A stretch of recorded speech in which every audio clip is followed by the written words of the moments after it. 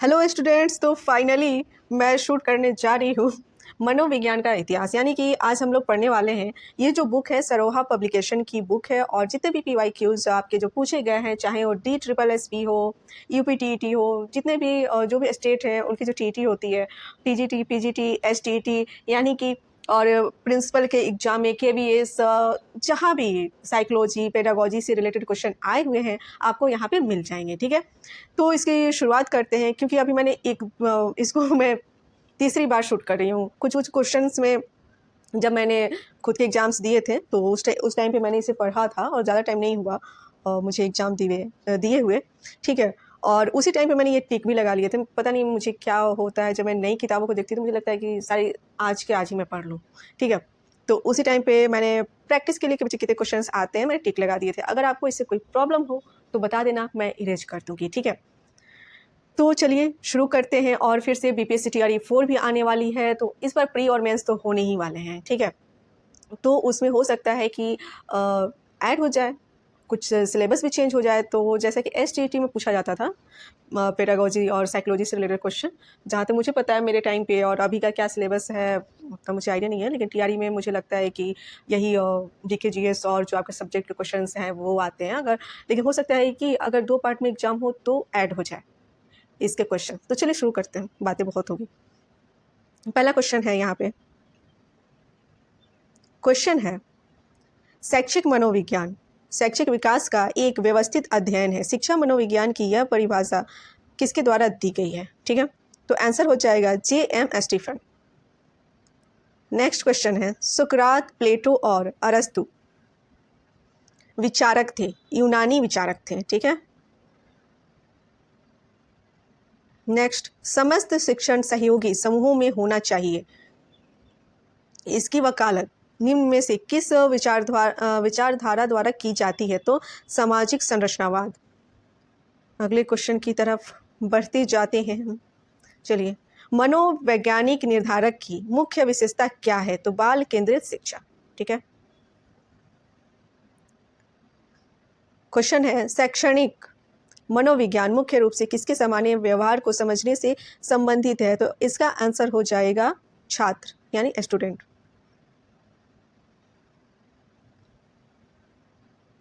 छात्रों की आवश्यकताओं के अनुरूप कक्षा के लिए शिक्षण अधिगम गतिविधियों को डिजाइन करने के लिए शिक्षकों को किसका ज्ञान होना चाहिए? तो हो जाएगा D, विकासात्मक मनोविज्ञान का। ठीक है, चलिए अगले क्वेश्चंस को देख लेते हैं। तो मनोवैज्ञानिक शिक्षा और प्रशिक्षण में व्यक्तित्व की प्रकृति और उसके मनोवैज्ञानिक विकास का अध्ययन क्या कहलाता है? तो आंसर हो जाएगा विकासात्मक मनोविज्ञान। आगे बढ़ते जाते हैं, जल्दी जल्दी करेंगे, बहुत सारे क्वेश्चंस कर लेंगे। ठीक है, क्वेश्चन है, विकासमूलक मनोविज्ञान में रॉबर्ट सर्वेल के काम के आधार पर जाम्बियाई बच्चों पर उनके शोध से क्या निष्कर्ष निकलता है? तो बच्चों का विकास उनकी क्षमता और कौशल उनके अनुभवों से बेहद प्रभावित है। ठीक है, बचपन की समझ निम्न द्वारा बहुत प्रभावित हुई है। तो मनोविज्ञान, समाजशास्त्र, भूगोल और मानवशास्त्र। चलिए नेक्स्ट देख लेते हैं, विकासमूलक मनोविज्ञान के संस्थापक पिता कौन है? तो जीन पियाजे। ठीक है, प्राथमिक शिक्षक के लिए बाल मनोविज्ञान का ज्ञान आवश्यक है क्योंकि यह बच्चों के व्यवहार को समझने में शिक्षक की सहायता करता है। ठीक है,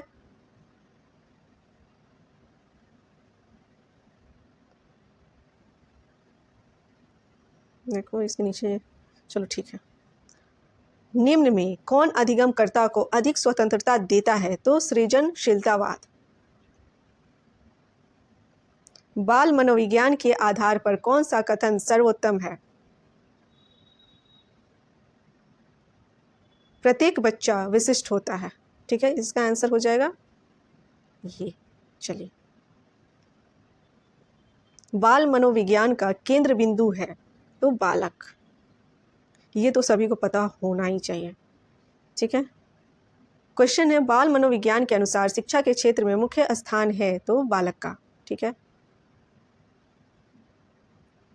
मनोविज्ञान का शिक्षा के क्षेत्र में सबसे बड़ा योगदान है बाल केंद्रित शिक्षा। ठीक है,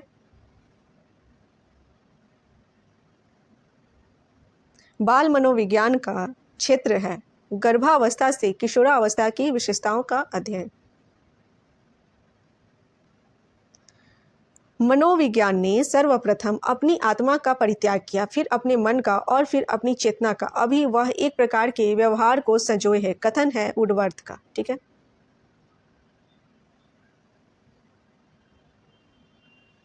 मनोविज्ञान की प्रथम प्रयोगशाला को किसने स्थापित किया था? तो डब्ल्यू वुंट। डब्ल्यू मीन्स क्या होगा? William Wundt. ठीक है। गेस्टाल्ट मनोविज्ञान की आधारशिला किसने रखी थी? तो आंसर हो जाएगा मैक्स वर्थिमर। ठीक है। नेक्स्ट है निम्न में से किस में अन्वेषण के उधर उपागम का उपयोग किया जाता है? तो आंसर हो जाएगा केस अध्ययन।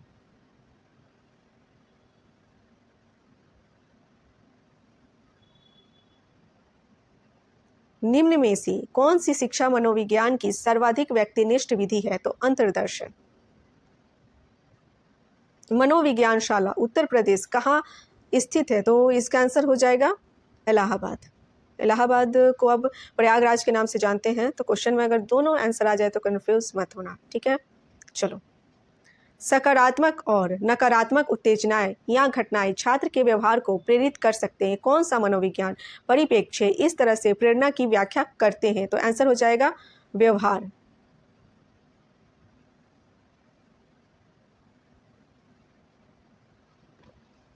शिक्षा मनोविज्ञान है व्यवहारिक विज्ञान।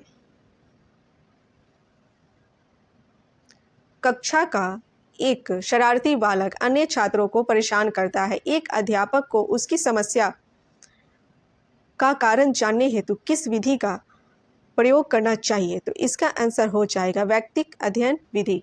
ठीक है। चलिए आगे बढ़ते हैं। निम्न में से कौन शिक्षा मनोवैज्ञानिक की प्रकृति है? इससे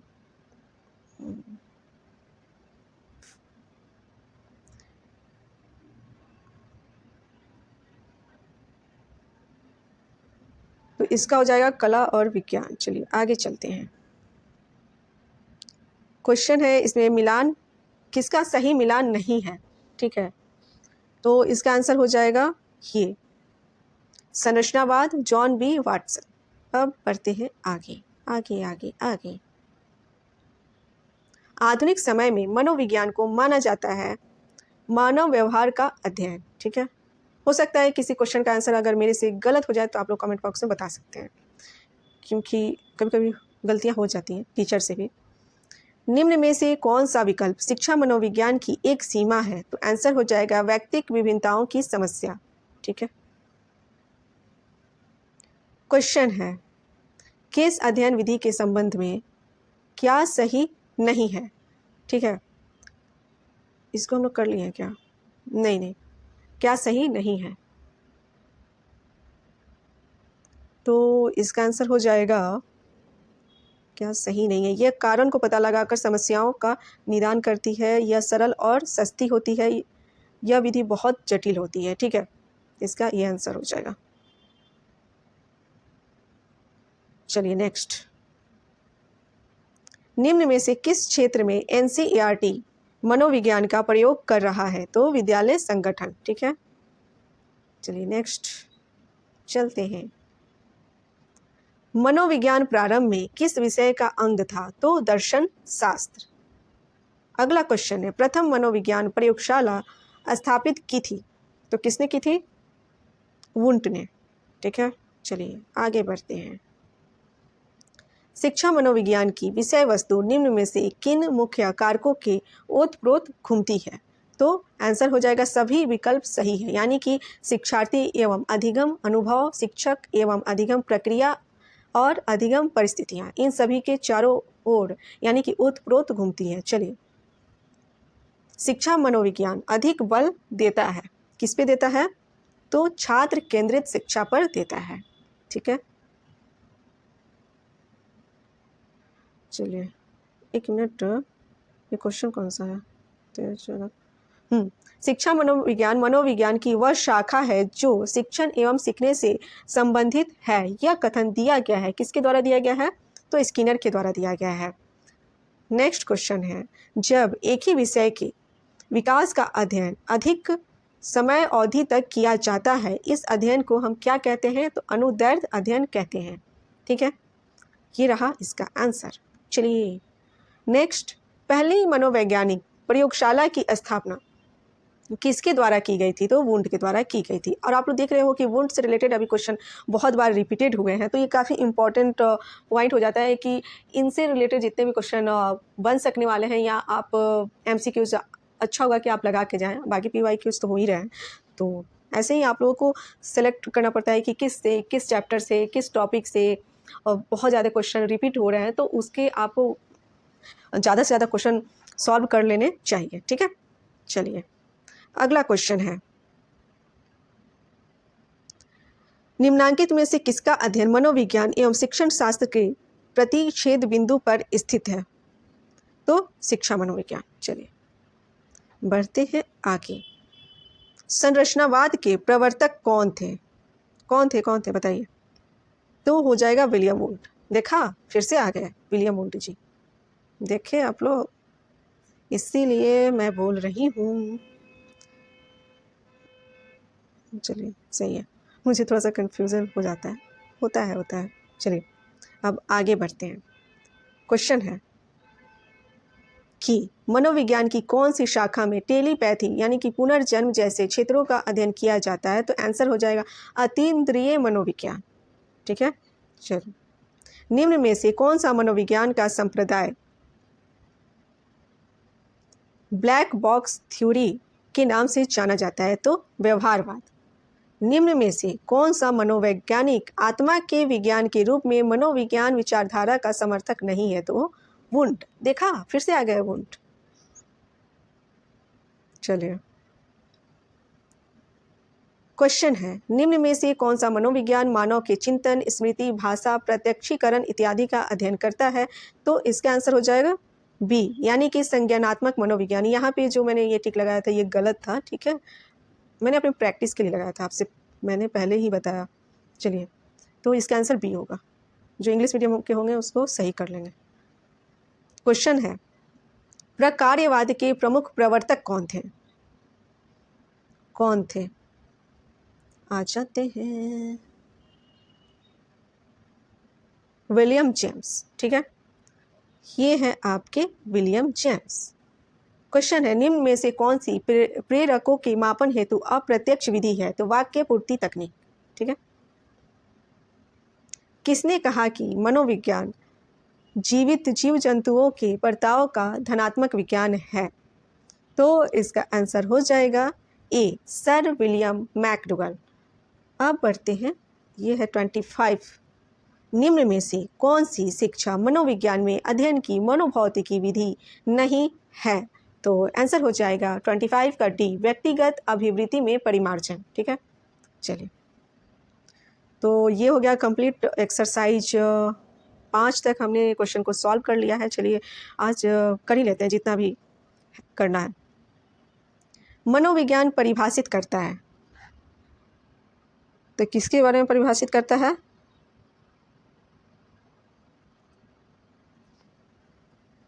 आंसर हो जाएगा मानव व्यवहार का विज्ञान। इनमें से किसने मनोविज्ञान के व्यवहारात्मक स्कूल की नींव रखी? किसने रखी थी? तो John B Broadson. William James की मनोविज्ञान के सिद्धांत पुस्तक कब प्रकाशित हुए? 1890।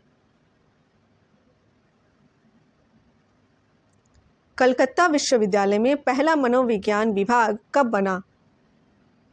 तो 1916। शारीरिक मनोविज्ञान के आधारभूत पुस्तक वुंड के द्वारा कब प्रकाशित हुई?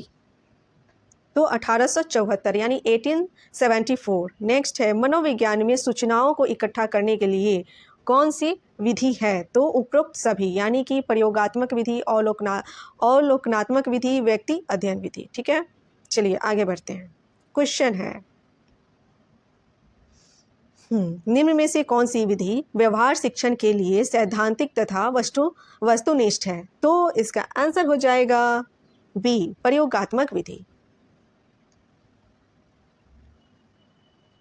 किसी व्यक्ति के बारे में व्यक्तिगत मनोविज्ञान आंकड़ों के संग्रहण के लिए बेहतर विधि है, तो हो जाएगा व्यक्ति अध्ययन। नेक्स्ट है क्वेश्चन, सर्वेक्षण विधि में निम्न में से कौन सी विधि प्रयोग की जाती है? तो सभी, यानी कि प्रश्नोत्तर, उत्तरोत्तर, रेटिंग स्केल और साक्षात्कार। अब आ जाएंगे क्वेश्चन नंबर 10 को जान लेते हैं। क्वेश्चन नंबर 10 है, क्या है और क्यों है? चलिए, सैद्धांतिक उपागम आधारित होता है उपरोक्त सभी, यानी कि क्रमिक, नियतिवाद, अन्वेषण योग्यता। नेक्स्ट है, विलियम वुंट ने कब लैप्चिंग विश्वविद्यालय में प्रथम मनोविज्ञान प्रयोगशाला स्थापित की? तो ये हो जाएगा क्वेश्चन नंबर 11 और इसका आंसर हो जाएगा ऑप्शन नंबर डी, यानी कि 1879। चलिए अगले क्वेश्चन की तरफ बढ़ते हैं और इस क्वेश्चन का आंसर देने पे आपको मिलेंगे 5 करोड़। ऐसा कुछ नहीं है। अब्राहम मैस्लो से संबंधित है मानवतावाद के उपागम। ठीक है, अब आते हैं अगले क्वेश्चन पे। तो भारतीय मनोविज्ञान संगठन की स्थापना कब हुई थी? तो ऑप्शन ए 1924 में। ठीक है, बढ़ते जाओ आगे तुम बढ़ते जाओ। साइंस ऑफ ह्यूमन बिहेवियर पुस्तक किसने लिखी? तो स्किनर ने लिखी। नेक्स्ट है, मोटिवेशन एंड पर्सनालिटी पुस्तक किसने लिखी? और ये क्या यूपीटीईटी का क्वेश्चन है क्या? क्योंकि यूपीटीईटी में ज़्यादातर ऐसे क्वेश्चन आते हैं, तो ये इसका आंसर हो जाएगा मैस्लो। ठीक है, नेक्स्ट क्वेश्चन है, नेशनल एकेडमी ऑफ साइकोलॉजी की स्थापना कब हुई? तो 1989 में, ऑप्शन नंबर बी। चलिए फाइनली हम लोग आ गए हैं क्वेश्चन नंबर 17 पे। कल मैंने देखा कि रीता अपनी छोटी बहन से मामूली बात के ऊपर हिंसक रूप से लड़ रही है। निम्न में से कौन सा उपागम रीता के व्यवहार को समझने में मेरी मदद करेगा? तो इसका आंसर हो जाएगा मनोगतिक उपागम। अगले क्वेश्चन पे चलेंगे। जब एक समान व्यक्तिगत समूह का एक समय अवधि में अध्ययन किया जाता है तो यह विधि कहलाती है कालानुक्रमिक विधि। ठीक है, और ये जितने भी क्वेश्चंस हैं ना, बहुत इंपॉर्टेंट है आपके पेडागोजी और साइकोलॉजी से जो क्वेश्चंस आते हैं, बहुत इंपॉर्टेंट क्वेश्चन है। तो इसे अगर ये वीडियो मिल रही है ना, तो इसे मिस मत करना। सारे के सारे क्वेश्चंस को देखना और इसको लगाना इंपॉर्टेंट हो जाता है सेट के रूप में। ठीक है, तो चलो अब इस क्वेश्चन को कर लेते हैं। जब एक समान व्यक्तिगत समूह का एक समय अवधि में अध्ययन किया जाता है तो यह विधि कहलाती है, आंसर हो जाएगा कालानुक्रमिक विधि। ठीक है, अगले क्वेश्चन पे हम बढ़ते हैं आगे। संज्ञानात्मक मनोविज्ञान का अध्ययन करने के लिए एक नया दृष्टिकोण है, इसका आंसर होगा बी, दिमाग और मानसिक प्रक्रिया का। अगले क्वेश्चन पे जाते हैं, क्वेश्चन नंबर 20 पे। सामवेगिक बुद्धि पुस्तक किसने लिखी? तो इसका आंसर हो जाएगा गोलमैन।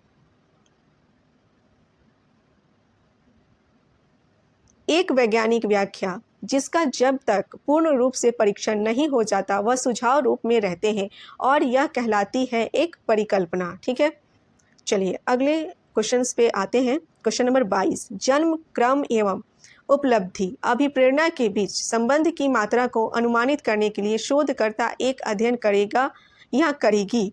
तो इसका जो आंसर होगा वो हो जाएगा, यहाँ आंसर है सी, सहसंबंधात्मक। ये ठीक है, चलो क्या ये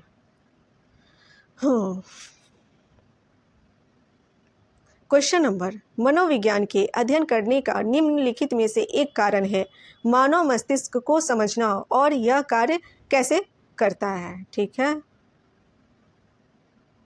क्वेश्चन है, मनोविज्ञान की प्रथम मूल पुस्तक थी द प्रिंसिपल्स ऑफ साइकोलॉजी।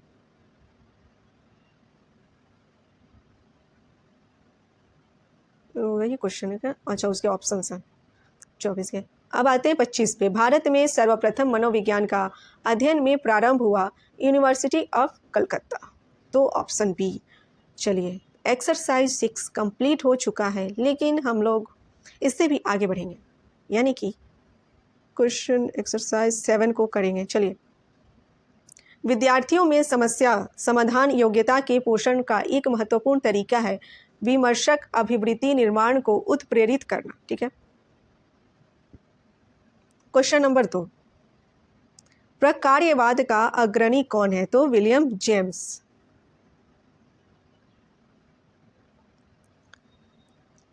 व्यवहारवादी विचारधारा के अनुसार एक अध्यापक होता है, क्या होता है? उचित अधिगम परिस्थितियों का निर्माता। ठीक है। व्यवहारवाद की अवधारणा सबसे पहले दी थी जेबी वाटसन ने। Option B. शिक्षा और मनोविज्ञान के संबंध को निम्न में से किस आधार पर सर्वोत्तम ढंग से समझा जा सकता है? तो आंसर हो जाएगा अंतर क्रिया। ठीक है। थोड़ा सा ये जो है कि खिसक चुका है, चलिए इसको सही कर लेते हैं पहले बुक को। अब अगले क्वेश्चंस पे आते हैं। विद्यार्थी के बारे में मनोवैज्ञानिक सूचना संग्रह करने के निम्न उपकरणों में से कौन सा सर्वाधिक वस्तुनिष्ठ है? तो इसका आंसर क्या होगा? मानकीकृत परीक्षण, ऑप्शन नंबर सी। अगला क्वेश्चन है, निम्न में से शिक्षा में कौन सा संसाधन सम्मिलित नहीं है? तो जल संसाधन। ठीक है। अगले क्वेश्चंस की तरफ हम बढ़ने वाले हैं। क्वेश्चन है, शिक्षण में बहुमीडिया उपागम के प्रभावी होने का मूल्यांकन किससे किया जा सकता है? तो परीक्षण के द्वारा। अनुदैर्ध्य अध्ययन का एक प्रकार होता है विकासात्मक अध्ययन का। क्वेश्चन नंबर 10, शैक्षिक मनोविज्ञान का ज्ञान अध्यापक के लिए सहायक होता है सही शैक्षणिक उपागम के चयन में। ठीक है। इसीलिए हम सभी बीएड करते हैं। ठीक है। तो क्वेश्चन नंबर 11 पे आ जाते हैं। ये थोड़ा सा ब्लर सा हो गया ना, फिर भी मैं बोलूँगी, आप लोग समझना। रचनावादी अधिगम, ठीक है, कि पक्षधर कौन है? तो इसका आंसर हो जाएगा वायगोत्स्की। ठीक है। अब आ जाओ नीचे। ये क्वेश्चन नंबर कितना? यहाँ है मिलान करना। सूची के नीचे दिए गए कूट से सही उत्तर चुनना है। सूची 1 को सूची 2 के साथ सुमेलित कीजिए तथा सूची के नीचे दिए गए कूट से सही उत्तर का आपको चयन करना है। तो ये क्वेश्चन नंबर कितना पहले? तो हम लोग पढ़ रहे हैं क्वेश्चन नंबर 12 को और इसका आंसर हो जाएगा ए। ठीक है। आप लोग इसको मिलान कर लेना। थोड़ा खुद से भी क्या करना चाहिए? एफर्ट्स लगाने चाहिए। ये नहीं कि हाँ सब कुछ यूं ही एम ही मिल जाए। ठीक है। और टीचर वही होते हैं जो बच्चों से मेहनत करवाते हैं। ठीक है। क्वेश्चन है क्वेश्चन नंबर 13, समाज मनोविज्ञान पर तथा उनकी या उनके पर फोकस करता है। तो बताइए किस पे फोकस करता है? सोशल जो साइकोलॉजी है किस पे फोकस करती है? व्यक्ति या भावनाओं, समूहों या अनुभवों, लोगों या भावनाओं, लोगों और विचारों। ये क्वेश्चन का आंसर आप लोग दीजिएगा, क्योंकि मुझे लगता है ये क्वेश्चन सभी को इसका आंसर जो है पता होना चाहिए। इसलिए व्यक्तिगत मनोविज्ञान, कितना नंबर कैसे हो गया है? चलो कोई बात नहीं। व्यक्तिगत मनोविज्ञान किसने विकसित की? तो एडलर ने। ठीक है। अब बढ़ते हैं आगे।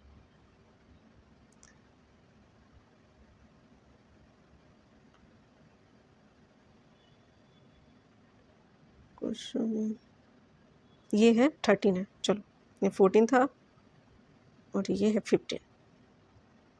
शिक्षा में मनोविज्ञान का मुख्यतः योगदान है। तो इसका आंसर हो जाएगा ए, शिक्षण कला के लिए एक वैज्ञानिक आधार प्रदान करना। ठीक है। चलो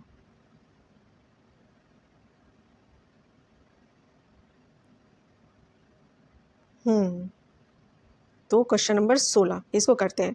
शिक्षा मनोविज्ञान उन्मुख है। ठीक है। तो इसका आंसर हो जाएगा कक्ष में समस्या समाधान के लिए मनोविज्ञान की तकनीकों और सिद्धांतों का प्रयोग करना। इसमें वैसे ये लगा हुआ है व्यक्तिगत बच्चों की विशेषताओं का अध्ययन। मुझे ये नहीं लगता कि ये सही है, कैसे भी लग गया होगा, but I have no idea. हो सकता है वही मैंने जो प्रैक्टिस के लिए लगाया था, बट इसका आंसर यही होगा। चलो अब बढ़ते हैं हम आगे। क्वेश्चन नंबर 17 पे आ जाते हैं। क्वेश्चन नंबर 17, शैक्षिक मनोविज्ञान का प्राथमिक उद्देश्य है, क्या है? गहन शैक्षिक अभ्यास की समझ के लिए योगदान। ठीक है। अब चलो नेक्स्ट। मनोविज्ञान के अनुसार सभी शिक्षा है स्वयं शिक्षा।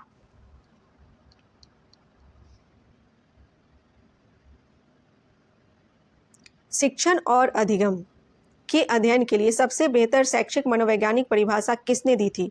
तो चार्ल्स ई स्किनर ने दी थी। चलो बढ़ो, आगे बढ़ो। शैक्षिक मनोविज्ञान का दायरा असीमित एवं गतिशील है, यह किसने कहा था? तो ऑप्शन बी गेट्स ने कहा था। मनोविज्ञान और शैक्षिक मनोविज्ञान दोनों अलग अलग हैं। तो शैक्षिक मनोविज्ञान में क्या होगा? यह अधिगम के अनेक पहलुओं से संबंधित है। ऑप्शन बी हो जाएगा। ठीक है, चलो। आधुनिक शिक्षा के लिए शैक्षिक मनोविज्ञान का विशेष योगदान किस क्षेत्र में है? अनुसंधान, शोधन तकनीक जिसके माध्यम से शैक्षणिक समस्याओं का समाधान। ठीक है। प्रायोगिक मनोविज्ञान के जनक कौन है? तो वुंट है। सबसे पहले प्रायोगिक प्रयोगशाला कहाँ पर लगी? तो इसका आंसर हो जाएगा लिप्सिंग। ठीक है, चलो। तो ये हुआ 24 तक हमने कंप्लीट कर लिया है, और बाकी के जो क्वेश्चंस बचे हुए हैं इस एक्सरसाइज में आगे की वीडियो में सॉल्व कर लेंगे। तो आप लोग इस वीडियो को देखिए और इसे लाइक शेयर सब्सक्राइब कीजिए, मेरे चैनल को सब्सक्राइब कीजिए, वीडियो को लाइक कीजिए और शेयर कीजिए, क्योंकि इसमें बहुत ही ये मोटी सी किताब है और बहुत जल्दी अपलोड होती रहेगी पर डे। तो आप लोग इसे देखो, सॉल्व करो और पढ़ो। चलो मिलते हैं अगले वीडियो में।